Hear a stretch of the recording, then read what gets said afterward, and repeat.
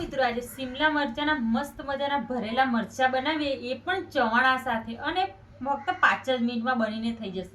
તો એના માટે મિક્સ ચવાનું, ખાટું મીઠું મિક્સ ચવાનું લીધું છે રિયલનું, અને આપણે લગભગ 250-300 ગ્રામ જેટલા મરચા લીધા છે. એને મેં પહેલેથી ધોઈને રાખ્યા છે. તો આપણે ચવાનું અંદર ભરવાનું છે ને તેને આવી રીતના કટ કરી લઈશું. તો બધા જ મરચા આપણે આવી રીતના કટ કરી લઈશું. બધા જ મરચા આવી રીતના કટ કરીને રાખ્યા છે. અને જે આપણે ચવાણું લીધું ને એને મેં મિક્સરમાં પીલી લીધું છે. આખું પાખું તમારે રાખવાનું છે, બહુ ઝીણું નહીં કરવાનું કે બહુ મોટું ના રહે. એને જો એકદમ આવી રીતના સરસ આપણે કટ કરીને રાખ્યા છે ને. હવે આખું પાખું આ ચવાણું છે, આની અંદર તમારે કશું જ નાખવાનું નહીં. આ ચવાણાનું જે આપણે બનાવીને ભૂકો બનાવીએ છે ને એ એકલો જ મરચાની અંદર આવો ભરી દેવાનું છે. જો આવી રીતના સરસ રીતે ભરીને તૈયાર કરી લઈશું બધા મરચા. તો મિત્રો ઘણા લોકો બટાકાનો માવો ભરતા હોય છે, ઘણા લોકો બેસન ભરતા હોય છે, પણ આ મરચા એકદમ ચટપટા લાગશે કારણ કે આપણે મીઠું મિક્સ ચવાણું લીધું છે. તો હું પહેલી વાર તમે આ બનાવતા હોય ને તો એકવાર બનાવીને જરૂરથી ખાશે. તો બધા મરચા આપણે આવી રીતના ભરી લીધા છે. જો તો મિત્રો ઘાય છાપ બેસન લીધું છે. બેસન મેં પહેલેથી ચાળીને રાખ્યું છે. તો આપણે બેસનનું સરસ એવું પીઠું બનાવી લઈશું. તો મસ્ત મજાના આપણા મરચા બને. આની અંદર તમારે મસાલા નાખવા પડશે. તો ચાલો આમાં મસાલા શું શું જોઈશે હું તમને બતાવી દઉં. અડધી ચમચી હળદર જોઈશે, અડધી ચમચી મરચું, અને સામાન્ય ગરમ મસાલો,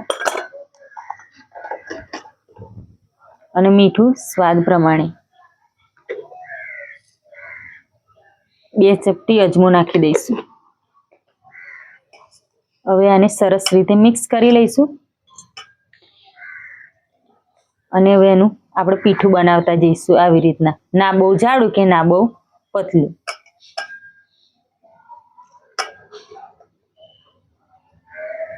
તો મિત્રો સરસ રીતે આપણું બેટર રેડી થઈ ગયું છે. પણ હવે આપણે એને ગ્લાસમાં ટ્રાન્સફર કરી લઈશું. જો ગ્લાસમાં પાડવાનું એક મેન કારણ છે એ હું તમને કહું કે જો આ જેવી રીતના પીઠું હોય ને, આ આપણે ભરેલું મરચું છે તો આવી રીતના અંદર બુડાડી અને આપણે કાઢી શકીએ. જો સરસ રીતે થઈ ગયું એટલે આપણે ગ્લાસમાં કે લોટામાં ભરી લેવાનું.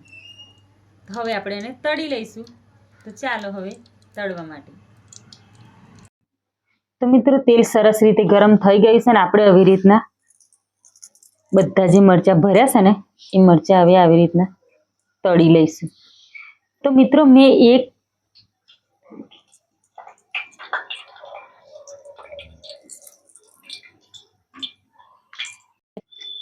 જો કેટલા સરસ રીતે પકોડા બનીને રેડી થાય છે ને. તો ગ્લાસમાં જ્યારે મેં બેસનનું બેટર ઉમેરીને ત્યારે 2 ચપટી જેટલું જ ખાલી મીઠા સોડા અંદર એડ કરેલું, જેથી કરીને એકદમ આ તમારે ધ્યાન રાખવાનું છે કે વધારે જો સોડા પડી જશે ને તો આ મરચા પર ચોટન એટલે સામાન્ય તમારે નાખવાનું છે ને, ના નાખો તો પણ ચાલે.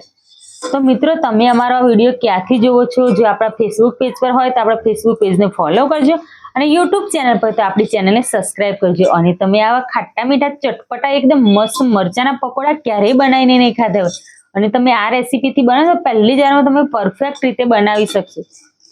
તો કેટલા મસ્ત પકોડા બનીને રેડી થયા છે ને. જો જોવામાં જેટલા મસ્ત લાગે એટલા ખાવામાં પણ જોરદાર લાગે.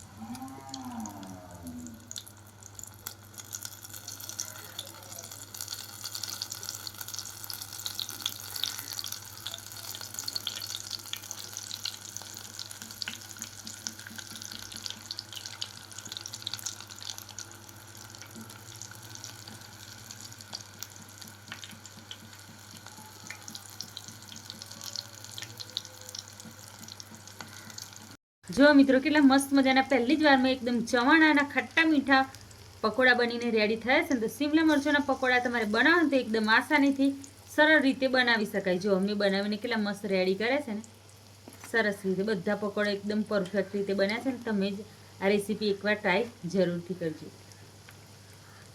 તો મિત્રો આજે શિમલા મરચાંના મેં ખાટા મીઠા ચવાણામાંથી જોરદાર પકોડા બનાવીને રેડી કર્યા અને એ રેસીપી મેં તમારી સાથે શેર કરી. તમને અમારી આ રેસીપી કેવી લાગી હોય, સારી લાગી હોય તો લાઈક કરજો અને વધારે શેર કરજો. ફરી જ મળીશું નવા વિડીયોમાં. ત્યાં સુધી બધા મિત્રોને બાય બાય.